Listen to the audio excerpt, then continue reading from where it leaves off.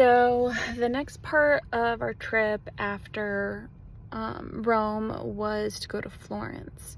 Now, on the bus ride from Rome to Florence, we got to stop at the Park of Monsters.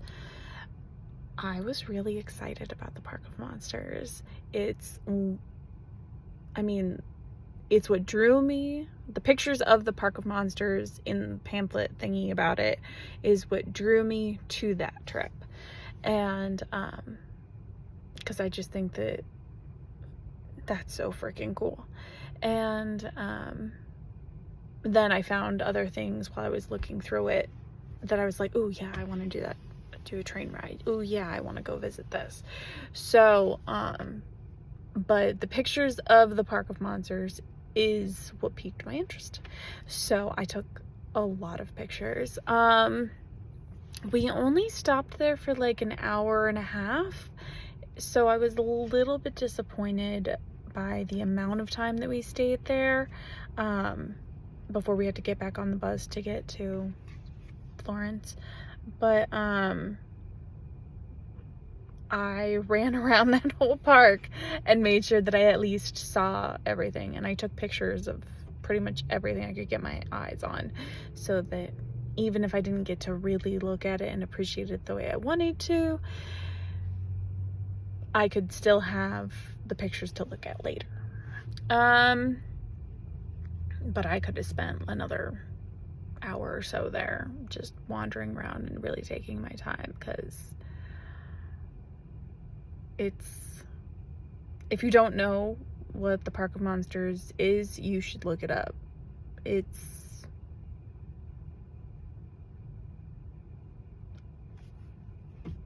all I'm gonna say. So those are all the pictures of that. And then we got to Florence and we stopped in at the hotel. The hotel was really, really nice. And it was fancy. And even though the beds were still tiny.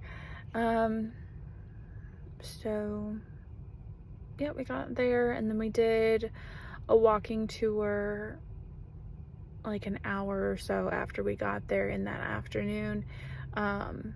We saw some really cool stuff, and our tour guide, we didn't do a lot of walking because all of it is in like this sort of central location, so we probably only walked like a mile and a half, and that's it. But the stuff that we saw was so historic, and she told us so many stories about it, and so it was really, really interesting. And so yeah, I'm charging. Half these chargers are broken here, so people are just sort of checking in on how much longer I have, which even though this charger works, it's super slow, so they're out of luck. Trying to think. Yeah. Oh, so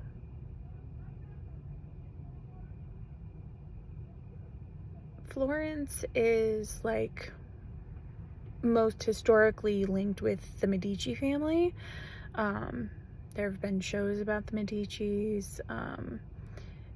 Medici might sound familiar if you've ever watched Rain, or if you are super into history. They were a merchant family who sort of elevated themselves through marriages and deals, and they were actually kind of badass for the time frame they're in, even though they were really, really weird.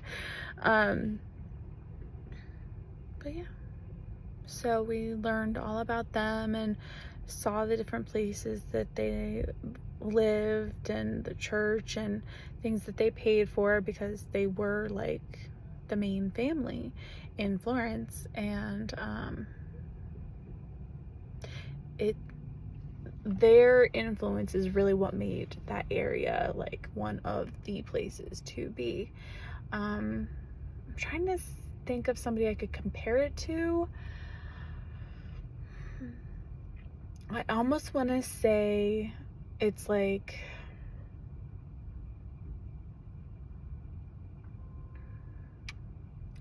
the Amazon guy whose name I can never remember because I couldn't, I'm really bad with names. So yeah, they started this merchant thing, and they built it up so much, and the quality of it was so good that they became like the premier place.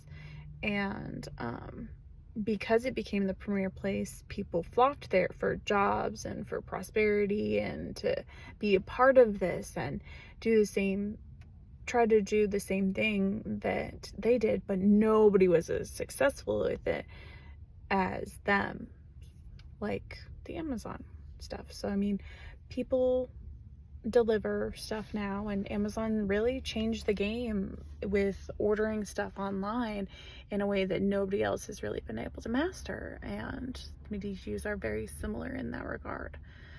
I'm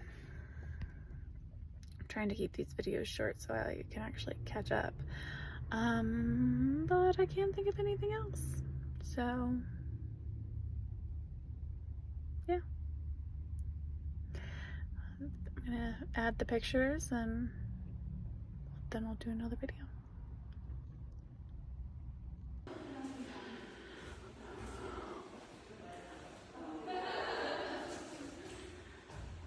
This is the building from the previous pictures off the top floor.